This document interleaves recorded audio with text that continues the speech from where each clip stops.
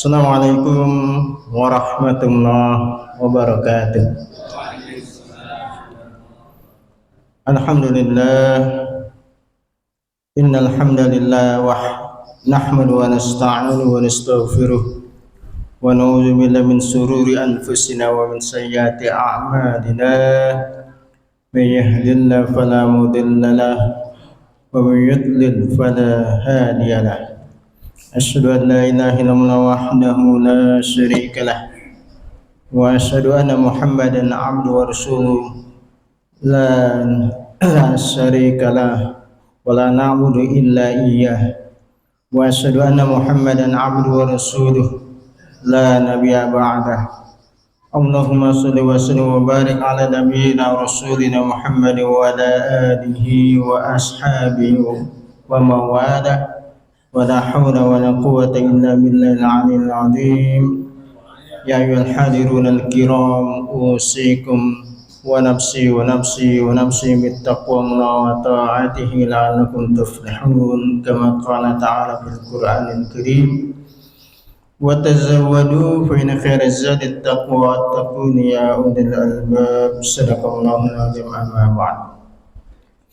Hadirin yang mulia yang dibanggakan oleh Allah Subhanahu wa taala, marilah kita mensyukuri nikmat yang Allah berikan kepada kita berupa iman dan takwanya, sehingga kita memutuskan pada saat mengawali hari ini kita memulainya dengan ibadah pada Allah Subhanahu wa taala dengan salat maghrib berjamaah, kemudian kita sambung dengan thalabul ilmi sampai kita akan menjalankan lagi sholat isya, sehingga rentang waktu antara maghrib dan isya kita masih di masjid ini dengan niat untuk melakukan thalabul ilmi dan juga i'tikaf di masjid, sehingga bahkan dalam beberapa hadis kegiatan ini dianggap sebagai riba. Ribat tidak saja menunggu di tapal batas teritorial Islam, teritorial negara Islam, tapi juga ribat itu adalah menjaga teritorial syariah Allah dari satu waktu ke waktu, dari satu maghrib ke isya.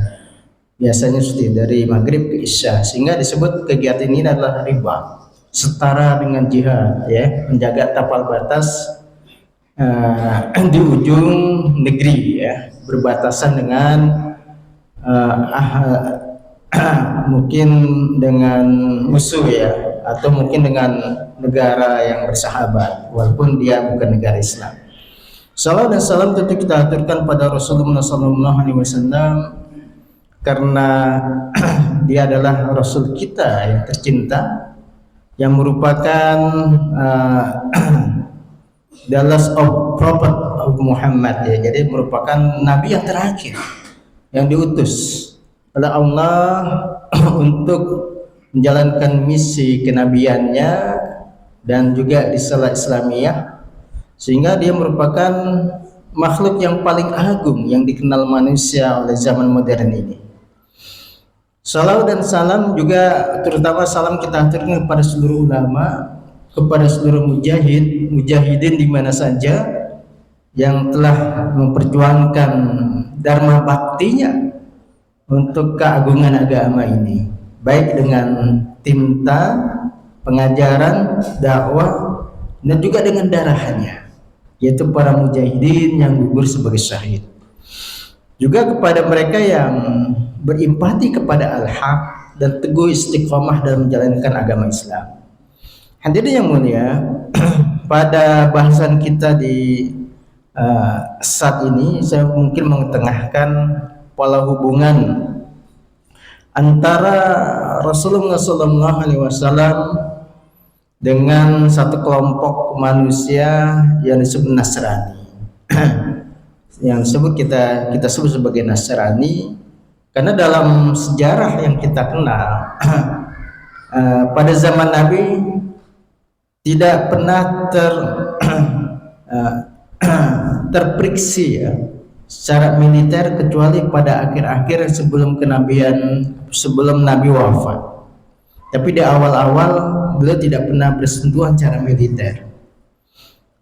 Ketika dengan Yahudi selalu terjadi pengkhianatan, pengusiran, ya, juga mungkin peperangan, ya, Khaybar dan sebagainya. Kemudian juga kalau kita lihat dengan orang-orang musyrik, tentu itu terjadi, sangat-sangat terjadi. Kafir Quraisy dengan kabilah-kabilah yang merasa jumawa terhadap dakwah Islam, itu terjadi friksi. Tetapi di zaman Nabi dengan orang-orang Nasrani itu tidak terjadi friksi yang bahaya laten, yang hanya adalah friksi sekedar mungkin dengan Romawi pada akhir wafat beliau, itu pun sifatnya adalah spontanitas, bukan sebuah peperangan laten yang terus-menerus dan sebagainya. Sehingga kita perlu mencermati, karena faktanya pada akhir-akhir ini, ya, yang terjadi eskalasi penerimaan penduduk Nasrani, ya, kepada agama kita, agama Islam. Mereka banyak mu'alaf di berbagai macam benua Eropa, mungkin juga di Australia, di Amerika, semua berbondong-bondong Islam.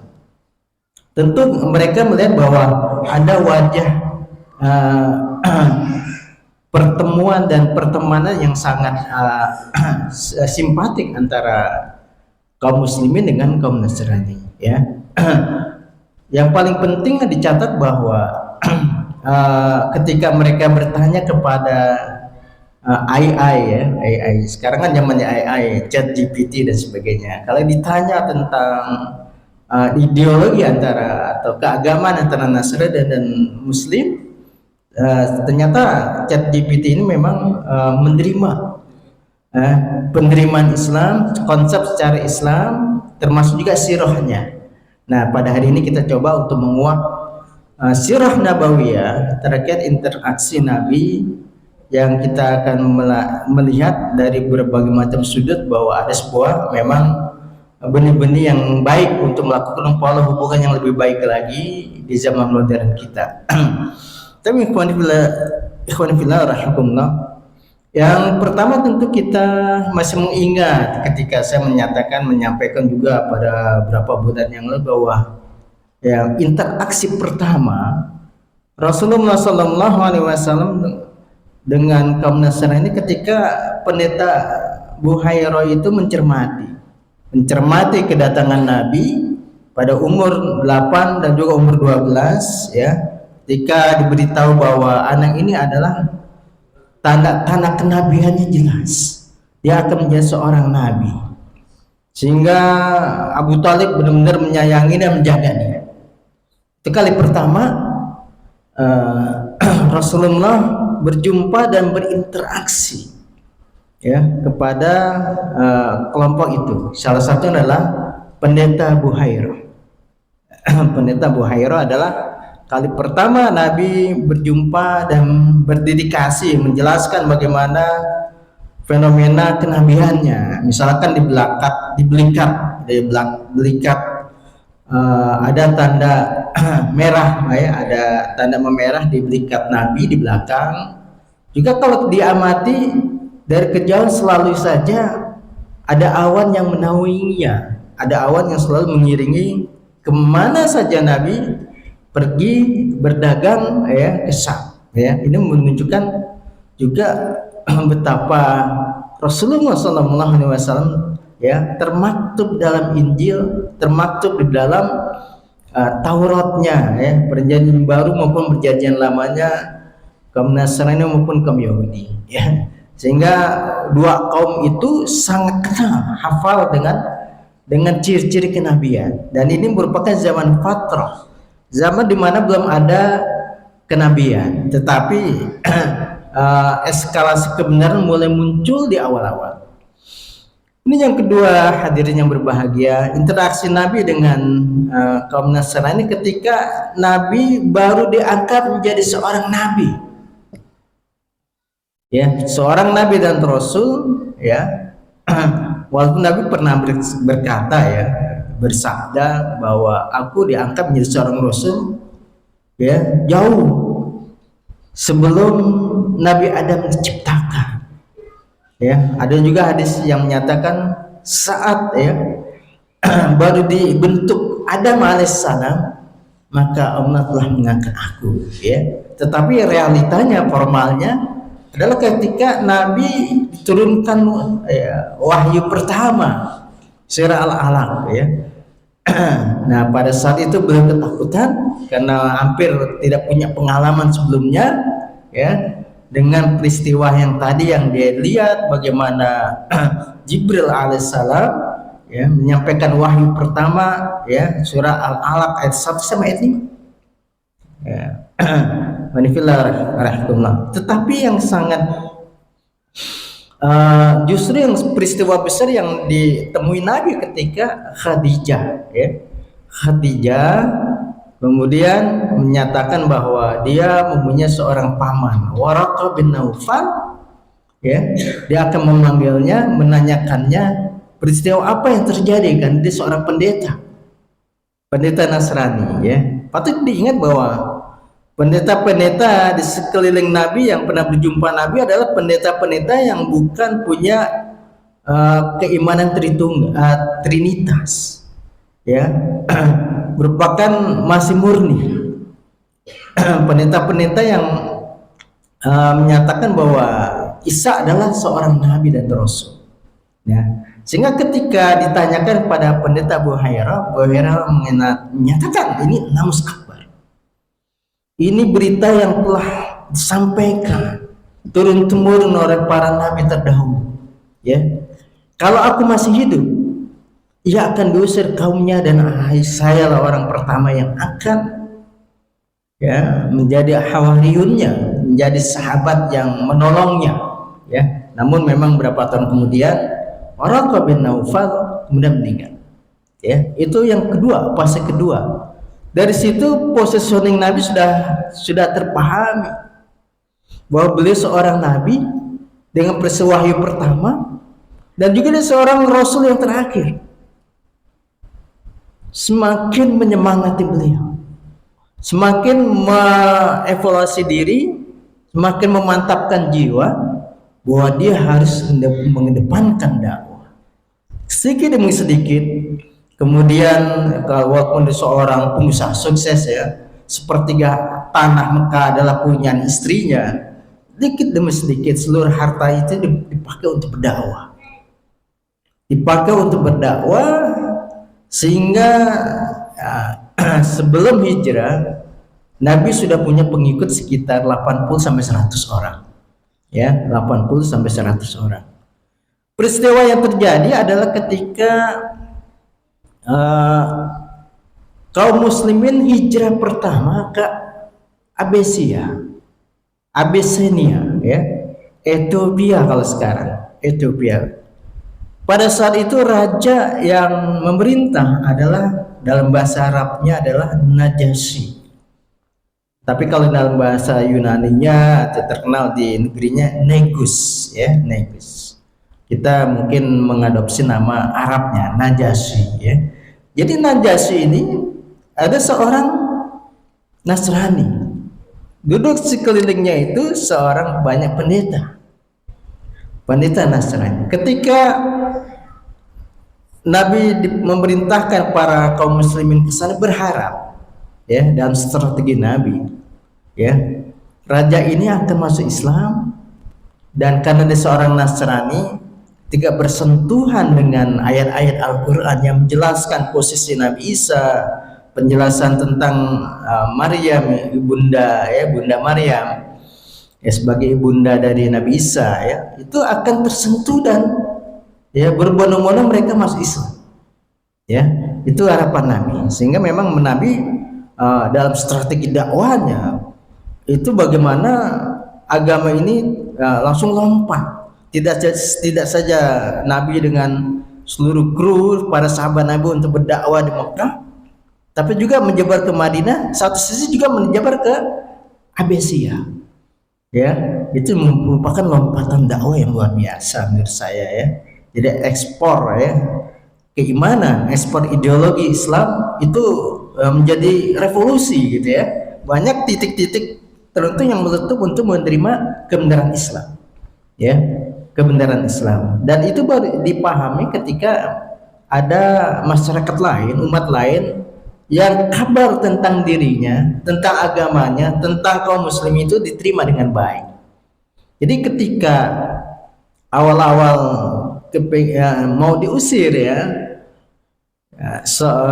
Ja'far bin Abi Thalib kan merupakan ketua kelas ya, ketua kelas sahabat Nabi yang hijrah ke Ethiopia ya. Sebelum diusir maka beliau meminta izin untuk dibacakan surat Maryam, surat Maryam ya, surat ke-19. Ketika dibacakan surat Maryam, betapa dia tersentuh, bagaimana Islam dan Al-Quran ini sangat menghormati ya Siti Maryam, Bunda Maryam sebagai seorang apa ya, founding father ya, walau dia seorang ibu, founding father yang membesarkan Nabi Isa. Kalau di Injil kan founding fathernya Yusuf, suaminya ya.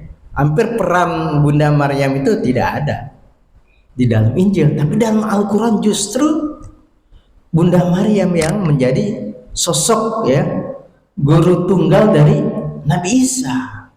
Ya, itu artinya memang tarbiyah yang luar biasa dari Zakaria ya, warisan turun temurun ke Bunda Maryam sampailah ke Nabi Isa. Jadi didikan ya, dakwah keislaman dan nilai keislaman itu dididik oleh Bunda Maryam kepada anaknya yang tunggal Isa bin Maryam ya. Disitulah ya, para pendeta itu menangis. Diabadikan dalam surat An-Nisa ya, kalau surat An-Nisa, di mana mereka bercucuran air mata ketika mendengarkan kebenaran dari Al-Quran ya, kebenaran Al-Quran. Kalau kita lihat di YouTube ya, orang-orang Nasrani itu kalau membaca surat Maryam itu pada menangis.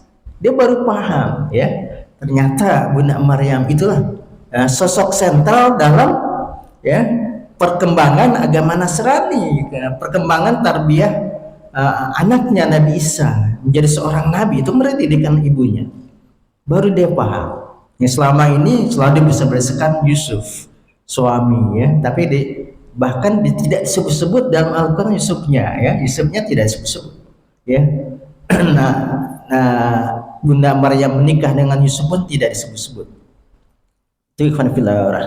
Jadi itu yang ketiga. Yang ketiga, ketika Nabi kemudian bersentuhan dengan Najasyi dan juga para elit keagamaan Nasrani di Ethiopia, di Abyssinia ya, itu yang ketiga. Kemudian ikhwan fillah yang rahimakumullah, yang keempat ya, yang keempat yaitu bersentuhan dengan berapa kabilah di sekeliling Arabia ya. Yang pertama adalah dengan Asru dan Yohanna ya, ada sebuah kabilah di sisir pantai Madinah di Laut Merah ya. Kalau dari garis lurus dari Madinah itu ke arah barat ya, itu ada Asru dan Yohanna. Di sana ternyata banyak sahabat Nabi yang juga berasal dari kabilah itu. Contohnya adalah Uday bin Hatim ya, Uday bin Hatim. Ya, sebelum saya meneruskan peristiwa ini, kita akan lihat sosok di kabilah Asru dan Yohanna ini, Uday bin Hatim. Bahkan sebagai semangat seorang Nasrani, dia berguru ya, belajar ya keagamaan sampai ke Roma, sampai ke Vatikan ya. Sampai ke Vatikan ya, sehingga ketika mereka Uday bin Hatim masuk Islam, Nabi pernah membaca suatu ayat untuk menyindir ya keimanan Uday bin Hatim, menyindir keimanan lamanya. Dan ini menjadi gambaran visi Nabi ketika pendekatannya dengan kabilah Azru dan Yohanna, ya. Dalam berapa ayat disebutkan, contohnya adalah ya surah At-Taubah. Di dalam At-Taubah Allah Subhanahu wa taala berfirman, ya, ittakhadhu ahbarahum wa ruhbanahum arbaban min dunillah wal masih ibn maryam wa ma umiru illa liya'budu ilahu wahida la ilaha illahu subhanahu amma yusyrikun, ya. Jadi maknanya ittakhadhu ahbarahum wa ruhbanahum arbaban min dunillah. Mereka menjadikan rahib dan rabi-rabi itu jadi Tuhan-Tuhan di samping Allah. Tuhan-Tuhan di samping Allah, ya. Wal Masih ibn Maryam, dan juga mempertuankan Masih bin Maryam, ya. Masih bin Maryam. Kalau Masih bin Maryam itu Nabi Isa dipertuhankan, dianggap sebagai anak Tuhan, ya. Kemudian menjadi bagian dari eskalasi Trinitas, tetapi ada hal yang tidak atau disangkal oleh Uday bin Hatim. Kami tidak pernah menyembah rahib dan rabi-rabi kami, ya Rasulullah. Pada saat kami dulu Nasrani, kami tidak penyembah, tidak pernah sujud, tidak pernah bungkuk, ya, di hadapan para rahib dan rabi, ya. Itu penyangkalan Uday bin Hatim, ya. Kemudian Nabi menyatakannya gini, bukankah ketika mereka menghalalkan yang haram dan mengharamkan yang halal, kalian ikuti fatwanya, kalian, ya, kalian kemudian mengikuti seluruh fatwanya dan menjadi pengikutnya? Benar, ya Rasulullah. Itulah makna ittakhadhu ahbarahum wa ruhbanahum arbabin dunillah. Jadi mereka kalau pendetanya yang halal jadi haram, haram jadi halal, mereka ikut tanpa ada sebuah kritik, ya. Sehingga Al-Quran menyatakan dia adalah penyembahan berhala dalam bentuk manusia satu dengan manusia yang lain, ya. Nah, itu konfirmasi. Jadi kota Azru, kabilah Azru dengan kabilah Yohanna punya konsep trinitas yang berbeda dengan yang lainnya. Yang berbeda dengan Waraqah bin Naufal, berbeda dengan Najasyi dan Nasrani, pendeta-pendeta Nasrani, ya. Jadi di pesisir itu rupanya pengaruh Romawi sangat terasa, ya, yang merupakan doktrin kerajaan Romawi Trinitas, ya. Tetapi Nabi kemudian ketika menghadapi dua ini melakukan sebuah perjanjian perdamaian, bahwa Nabi, ya, karena dia merupakan suku yang lemah, Nabi kemudian menjamin keselamatan dan keamanan dua penduduk itu, ya. Mereka kemudian diminta untuk membayar jizyah, ya, membayar upeti, ya, satu penduduk sekitar 1,5 dinar, 1,5, ya, dinar, ya, yang hampir serupa dengan 2,5% dari harta emas kaum muslimin, ya. Kemudian hadirin, di 9 Hijriah terjadi sebuah hubungan, ya, dan eskalasi pertemuan Nabi dengan penduduk Nasrani yang lebih besar. Kalau dia merupakan kabilah kecil, tapi di selatan ada kota yang besar, namanya Najran, ya. Kota Najran ini kota yang sangat besar, yang mayoritas penduduknya pada saat itu adalah Nasrani, ya, Nasrani. Kemudian agamanya adalah Nasrani Ortodoks, ya. Sebagaimana di Palestina, ya, Nasrani Ortodoks, dan juga di Mesir, di Najran pun serupa dengan konsep trinitas yang dianutnya. Pada saat mereka melakukan perjalanan, ada 3 orang Najran yang diutus kaumnya untuk bertemu dengan Nabi, melakukan misi diplomatik hubungan satu kota dengan yang lain, ya. Nah, situ ada ketua delegasinya adalah Al-Aqib, kemudian akomodasinya adalah seorang yang bernama Ja'far, kemudian pendetanya yang satunya adalah saya lupa namanya, tapi yang jelas ada 3 orang, ya, yang merupakan kaum elit dari Najran untuk bertemu dengan Nabi. Nabi awalnya sangat menghormati, ya. Seminggu lamanya mereka di Madinah. Pada 3 hari pertama mereka melakukan, ya, Nabi sangat menyambut. Tapi pada saat terjadi perdebatan, ya, yang meruncing pada, ya, Isa bin Maryam, ya, kaum muslimin tetap mempertahankan dia adalah seorang nabi dan seorang rasul, tapi kaum Najran menyatakan dia adalah anak Allah Subhanahu wa taala, ya.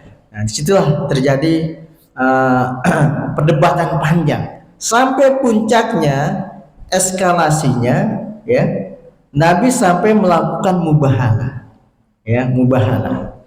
Mubahalah itu, ya, sebuah sumpah yang berakibat fatal, laknat dan juga bencana yang akan menimpa bagi mereka yang berdusta, ya. Tapi kaum Nasrani Najran ini kemudian menyatakan jangan kita lakukan. Tantangan Muhammad, kalau dia benar seorang nabi yang sebagaimana kita sudah baca, dia adalah seorang nabi dan rasul yang terakhir. Kalau dia benar, kita yang celaka, gitu, ya. Tapi kalau kita yang benar, ya, dia yang salah, ya, dia tidak akan apa-apa, ya. Oleh karena itu kita menolak, ya, konsep mubahalah. Tetapi Al-Quran, ya, Al-Quran sudah mengeksposnya, ya, dalam berbagai kesempatan tentang mubahalah ini, ya. Sebagaimana dalam sebuah ayat, ya, sebuah ayat disebutkan, ya, faman hajjaka fihi min ba'di ma ja'aka minal ilm faqul ta'ala nad'u abana'ana wa abana'akum wa nisa'ana wa nisa'akum wa anfusana wa anfusakum thumma nabtahil fanaj'al la'natallahi 'alal kazibin, ya. Maka setelah terjadi perdebatan panjang engkau dengan mereka, ya, sudah datang kebenaran kepada engkau dengan ilmu, ya, juga dengan kebenaran, katakanlah ta'alu nad'u abana'ana wa abana'akum, marilah semua kemari, kita lakukan mubahalah, ya, dengan menjaminkan anak, ya, inilah anak kami, ya, ini keturunan kami, dan ini istri-istri kami, ya, penduduk wanita-wanita kami, dan inilah jiwa-jiwa kami. Tsumma nabatahil, maka fanaj'al la'natallahi 'alal kazibin, kemudian kita bermubahalah, maka Allah akan melaknat siapa mereka yang ingkar, yang dusta tentang Isa bin Maryam, ya. Nah, jadi mubahalah itu merupakan awalnya adalah tantangan, ya, eskalasi puncak dari perdebatan yang tidak selesai diputuskan dengan mubahalah siapa yang paling benar dalam kaitan ini, ya. Sehingga kalau kita lihat, ya, berbahagia, ya, kaum Nasrani Najran tidak menyanggupi mubahalah ini. Tetapi hal yang sangat istimewa, bukan berbahagia, hubungan Nabi dengan Najran itu, yaitu Nabi melakukan, walaupun terjadi perbedaan prinsip dalam keimanan, tidak memutuskan Nabi dalam pola toleransi. Bahkan Nabi selalu mengedepankan perdamaian. Perdamaian ditulis di kedua belah pihak, ya. Sulhu Najran namanya, perdamaian Najran, bahwa Najran mengakui, ya, pemerintahan, ya, dan kekuasaan Rasulullah di Madinah, dan mereka menyatakan tunduk dan patuh dan membayar jizyah kepada Nabi Sallallahu Alaihi Wasallam. ya. Dan jaminannya Nabi akan menjaga harta dan darah dan juga keamanan Najran, ya, dijamin oleh Nabi. Kalau ada apa-apa, Nabi dan beserta dengan kaum muslimin akan membantu Najran, ya. Yang kedua, ya, dalam hal keagamaan Nabi mempersilahkan keimanan dan ibadahnya Nasrani Najran pun kalau dibutuhkan, ya, material maupun imaterial, ya, misalkan sokongan harta, sokongan tenaga dalam membangun rumah, ya, Nabi beserta kaum muslimin, ya, berkewajiban untuk melakukan support atau dukungan kepada masalah keagamaan di Najran. Itu menunjukkan toleransi yang luar biasa, ya, yang kita menolak, ya.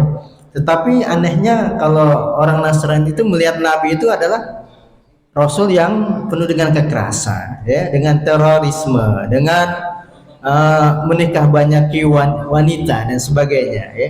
Padahal di zaman Nabi sangat, ya, melindungi asap dan keagamaan orang-orang Nasrani di Najran yang merupakan satu kota besar, ya. Berbeda hubungannya dengan Yahudi yang terjadi eskalasi peperangan, tetapi dengan Nasrani tidak. Bahkan Nabi kemudian, ya, melakukan perdamaian, perjanjian dan juga traktat militer dengan kaum Nasrani Najran. Prinsipnya Nabi tidak mau memperbanyak musuh, tapi memperbanyak sahabat, memperbanyak hubungan yang baik pada orang-orang atau masyarakat sekitar. Kemudian yang kelima, Bapak yang berbahagia, yaitu pola hubungan Nabi dengan pemimpin-pemimpin Nasrani pada masa itu, ya, yang dengan Najasyi sudah dilakukan Nabi nun jauh sebelum Nabi hijrah di Madinah, ya. Tinggal ada dua kerajaan besar. Kalau sisi sebelah barat ada Abyssinia, ya, ada Mesir. Sebelah utaranya ada Syam yang sudah diduduki oleh Romawi dan pusatnya di Istanbul, ya, Istanbul di Turki. Ya, bahagia. Dengan Najasyi, dengan Maqawqis, Nabi melakukan hubungan surat menyurat, ya, yang dibawa langsung oleh utusan. Begitu juga dengan, ya, penduduk atau pemimpin di Bizantium, di Istanbul, Heraklius, ya, Heraklius. Pada saat raja diminta untuk masuk Islam oleh Nabi di Mesir, Maqawqis, ya, dengan halus tidak menerimanya, tetapi menghormati Nabi, sampai Nabi kemudian diterima utusan timbal baliknya, ya, sampai Nabi diberikan hadiah, ya, budak wanita, ya, yang sangat cantik dari Mesir, kemudian juga kru kedokteran selama 6 bulan di Madinah, ya. Maqawqis akan melakukan menyasar penduduk kaum muslimin yang sakit. Nanti ada 6 dokter dari Mesir yang akan menjaga, merawat medis, secara medis orang-orang yang sakit di Madinah, ya. Itu rahmatullah. Dan Nabi, ya, karena penerimaan itu, ya, Nabi tidak melakukan peperangan, ya, bahkan melakukan perdamaian dengan Mesir. Kemudian yang terakhir, Bapak yang berbahagia, yang terakhir, ketika surat jatuh kepada seorang pemimpin dari Nasrani, ya, yaitu Heraklius. Heraklius sebenarnya jauh sebelum surat itu datang ke kerajaan Romawi, ya, beliau pertama mendapat laporan dari Buhairah, ya. Buhairah adalah seorang pendeta, ya, di Yordania, di Amman, ya, berbatasan langsung dengan Arabia, ya. Kedatangan ciri-ciri fisik dari Nabi yang terakhir ini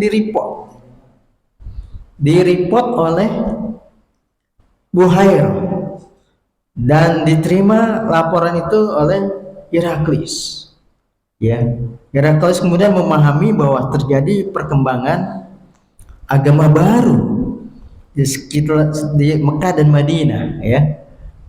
Ini menjadi perkembangan menarik karena setiap perkembangan dan gerakan-gerakan tertentu diantisipasi oleh Heraklius. Kemana ke depannya, ya? Kekuatan baru ini akan seperti apa, gitu ya. Ya. Kalau dia seorang nabi dan seorang rasul, kita tidak akan sanggup melawannya. Kan kira-kira seperti itu, ya. Kemudian yang kedua, Heraklius itu sampai melakukan penyidikan, ya. Penyelidikan itu artinya, Heraklius itu mengutus, ya, riset atau mungkin mata-mata sekitar Madinah atau sekitar tapal batas, ya. Ada Bani Ghassan yang menjadi merupakan satelit daripada Romawi, dan dari data-data di Ghassan, ya, di Najran dan sebagainya, Maukis sudah menerima. Namanya penyelidikan. Kalau penyidikan, beliau langsung penyidikan, ya. Beliau langsung mencari objeknya dan diwawancara langsung. Dan karena ada diketahui bahwa ada masih besan, ya. Abu Sufyan itu adalah besan Nabi. Karena putri Nabi sempat menikah dengan putra dari Abu Sufyan, walaupun kemudian pisah, ya. Nah, jadi masih ada hubungan kekeluargaan, ya, ada hubungan kekeluargaan. Abu Sufyan sebagai ketua kafilah Mekah itu sempat diundang oleh Makaukis, diundang oleh Heraklius, dan ditanyakan kepada Abu Sufyan, ya. Abu Sufyan ditanya seperti ini, wahai Abu Sufyan, apakah engkau punya hubungan kekerabatan dengan, ya, pemimpin baru di Mekah dan di Madinah, yaitu Muhammad, ya? Dia bilang, saya punya hubungan. Anak saya menikah dengan anak beliau, anak saya, putra saya menikah dengan putri beliau. Jadi kami punya hubungan kekeluargaan pernikahan. Karena dalam abad ke-7, ya, pernikahan itu merupakan bentuk persekutuan. Tidak saja pernikahan itu tidak sekedar menikah, tapi dia merupakan persekutuan. Kalau antar kabilah jadi sekutu satu kabilah dengan yang lain, saling membeda satu dengan yang lain, ya. Itu pernikahan zaman itu, nggak seperti sekarang, kan, gitu, ya. Ada traktat tertentu ketika pernikahan antar kabilah, ya. Biasanya sepakatan para ketua kabilah, ya. Nah, itu. Sehingga dengan jujur, ya, Abu Sufyan menyatakan, saya punya hubungan, ya, karena anak saya menikah dengan anaknya, ya. Kalau begitu saya bertanya, apa yang diperintahkan, ya, Muhammad itu kepada kalian, ya, orang-orang Quraisy? Jelaskan. Dia menyembah satu Tuhan saja, tidak menjutupkan dengan yang lainnya.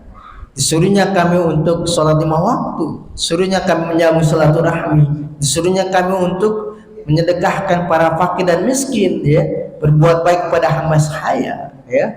Pokoknya semua kebaikan yang diungkapkan oleh Abu Sufyan tentang inti dan ajaran Islam di awal-awal itu.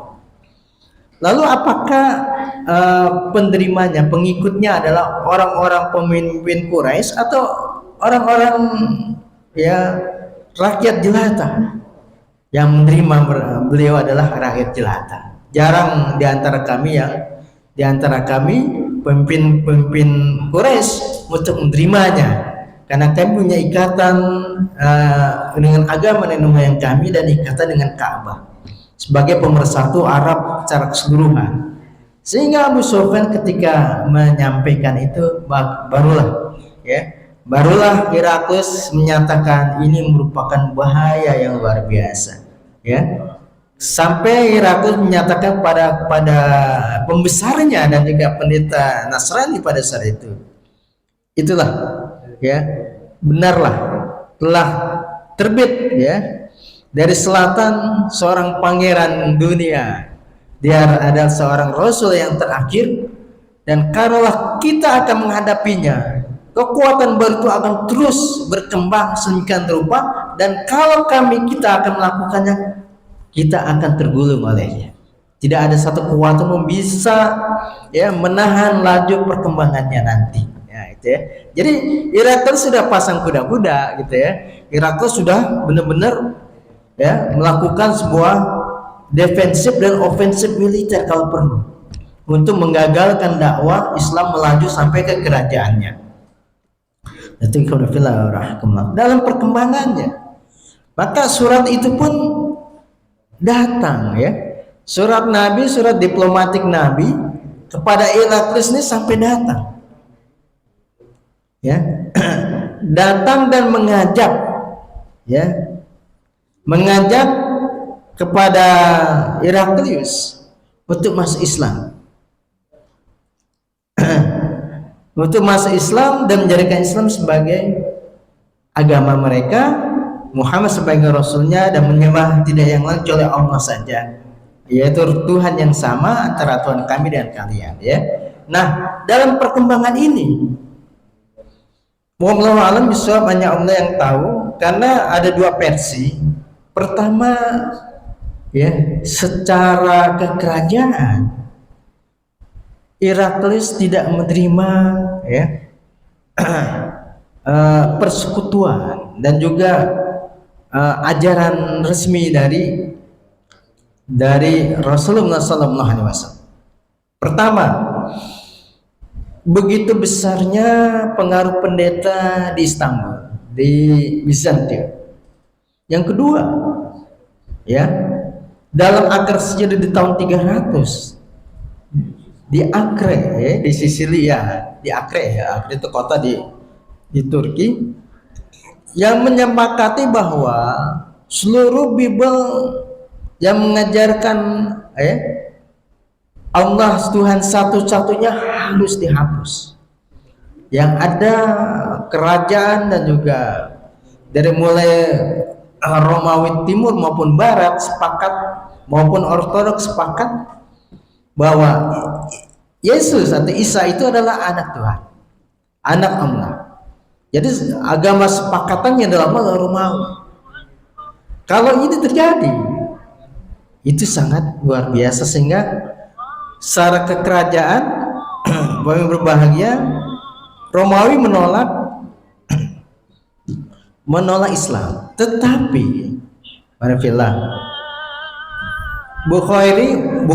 Imam Bukhari dan juga sebagian ulama meyakini bahwa Heraklius menerima Rasulullah sebagai Rasul yang terakhir dan meyakini, mengimani, hanya saja tidak melakukan ibadah karena ketahuan dia sholat dan sebagainya tentu akan meruntuhkan kerajaannya. Jadi intinya bahwa sepanjang sampai pada titik itu, maka pola hubungan Nabi dengan orang-orang Nasrani itu sangat dekat sangat dekat sangat harmoni. Hanya saja pada saat Romawi menolaknya, kemudian timbul gesekan di Gaza, maka timbullah konflik yang disebut perang Tabuk. Perang Tabuk itu perang antara Muslim dengan Kristen Bizantium Romawi antara 20.000 orang menghadapi 200.000 pasukan Romawi. Tapi pada akhirnya menurut sejarah maka kerajaan itu sedikit demi sedikit dihancurkan sampai Palestina direbut oleh umat, dan sampai Bizantium pun dimusnahkan dan direbut oleh Sultan Mahmud II Mungkin ini yang bisa Anda sampaikan pada antum semua. Yang jelas bahwa sebenarnya secara ideologi, walaupun terjadi perbedaan keimanan, tetapi pola hubungan itu positif. Tidak terjadi gesekan yang sangat panjang kecuali di abad pertengahan yang disebut perang salib. Dan itu dimulai oleh orang-orang Nasrani yang mengeksekusi Palestina menjadi banjir darah. Sejak itu kemudian terjadi peperangan demi peperangan. Tapi mungkin ada satu pertanyaan karena kita sudah isya Kalau nggak ada, saya tutup. Ada pertanyaan Bapak-bapak? Pak Haji biasanya nggak ada karena udah Isya ya. Mari kita tutup dengan doa kafaratul majelis dan tahmid pada Allah Subhanahu wa taala. Subhanakallahumma wa bihamdik asyhadu an la ilaha illa anta astaghfiruka wa atubu ilaik walhamdulillahi rabbil alamin. Billahi taufiq wal hidayah. Assalamualaikum warahmatullahi wabarakatuh.